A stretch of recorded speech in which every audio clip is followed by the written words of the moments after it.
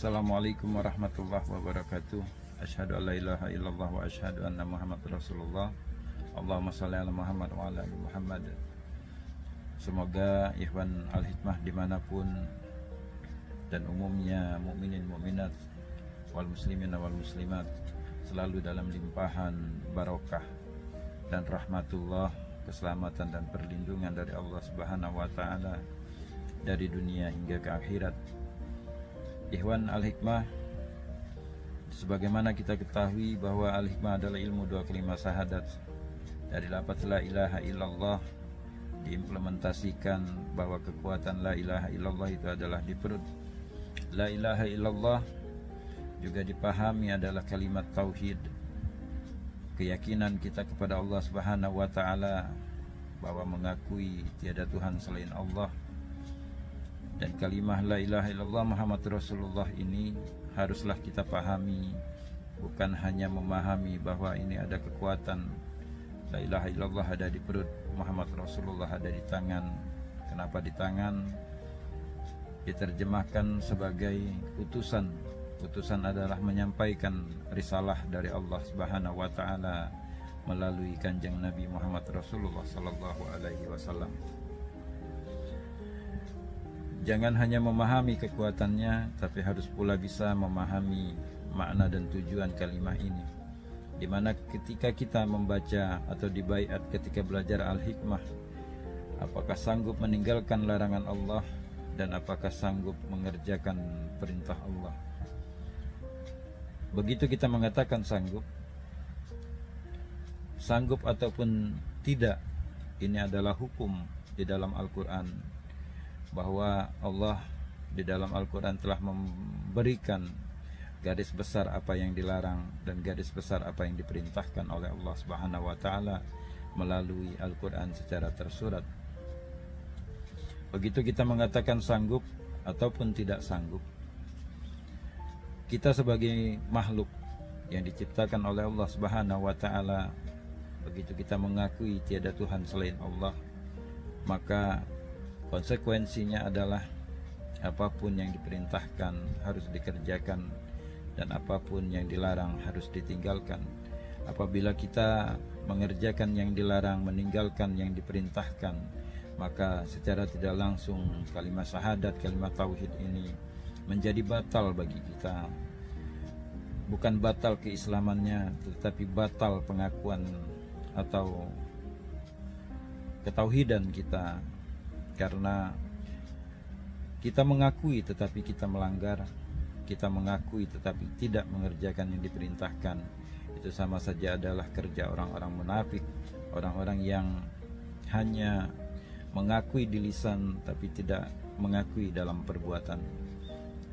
Maka ikhwan Al-Hikmah di dalam hal ini dianjurkan berpegang teguh dengan kalimah ini, la ilaha illallah. Begitu kita mengakui tiada Tuhan selain Allah, maka apa-apa yang dilarang harus ditinggalkan dan apa-apa yang diperintahkan harus dikerjakan dengan sebaik-baiknya. Tidak bisa atau belum mengerti, maka kita harus belajar untuk memahami ilmunya. Maka sering saya katakan, jangan hanya belajar Al-Hikmah untuk mengkaji atau mengejar kekuatan, tetapi pahami ketauhidan yang tersirat di dalam pelajaran ilmu Al-Hikmah.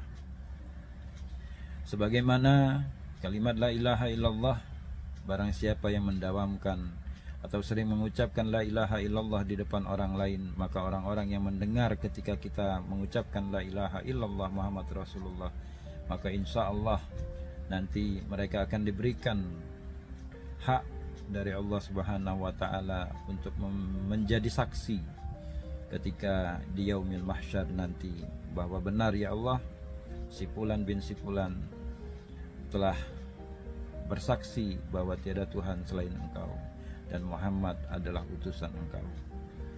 Di dalam hadis qudsi yang diriwayatkan oleh Imam Tirmizi, Imam Nasai, Ibnu Hibban, Ibnu Majah dan Al-Hakim, bahwa Allah berfirman di dalam hadis qudsi itu, la ilaha illallah itu adalah kalimahku dan aku adalah Allah. Barang siapa yang membaca la ilaha illallah, maka dia masuk ke dalam kebentenganku, dan siapa yang masuk ke dalam kebentenganku, kata Allah, akan kuselamatkan dari siksaku. Di hadis lain, Rasulullah sallallahu alaihi wasallam bersabda, la ilaha illallah adalah bentengku, dan barang siapa yang masuk ke dalam bentengku, maka akan dilepaskan atau diselamatkan dari siksa Allah Subhanahu wa taala.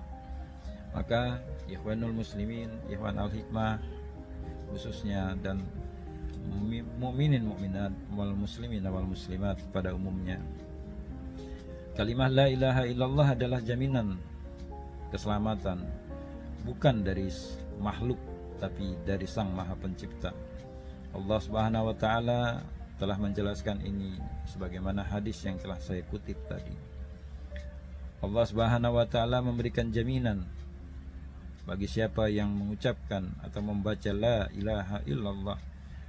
Kalimat membaca di sini bukan hanya membaca secara tersurat, tapi juga mendawamkannya dalam tingkah laku, adab, atau pakem kita sebagai makhluk.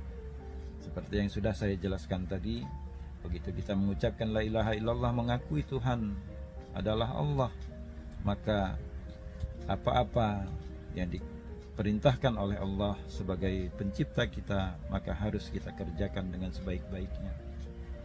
Apa-apapun yang dilarang oleh Allah Subhanahu wa taala, maka harus kita tinggalkan. Itulah yang disebut bertauhid. Itulah yang disebut mengakui. Itulah yang disebut dengan bersaksi. Kita bersaksi dengan lisan kita, kita pula bersaksi dengan tingkah laku kita, kita bersaksi dengan akhlak kita. Maka insya Allah kita akan diselamatkan dari dunia hingga ke akhirat. Maka inilah yang menjadi pegangan bagi ikhwan-ikhwan al-hikmah, yang harus dipahami oleh ikhwan-ikhwan al-hikmah dimanapun, dalam pengaplikasian, dalam penerapan, dalam pemakaian, dalam prakteknya mempergunakan ilmu al-hikmah. Percuma kita mengejar kekuatannya saja, tetapi kita tidak memahami maksud yang tersirat di dalamnya. Al-hikmah, penggoresan, itu adalah semacam jasadnya, maka pemahaman adalah ruhnya. Percuma kita memiliki jasad tetapi kita tidak memiliki ruh, maka kita bagaikan bangkai yang berjalan di muka bumi. Ikhwan mukminin mukminat wal muslimin wal muslimat, terkhusus ikhwan al-hikmah, pahami ini. Insya Allah ilmu al-hikmah yang kita pelajari, insya Allah ilmu al-hikmah yang kita jadikan pegangan akan membawa keselamatan dari dunia hingga ke akhirat. Semoga bermanfaat. Billahi taufik wal hidayah. Wassalamualaikum warahmatullahi wabarakatuh.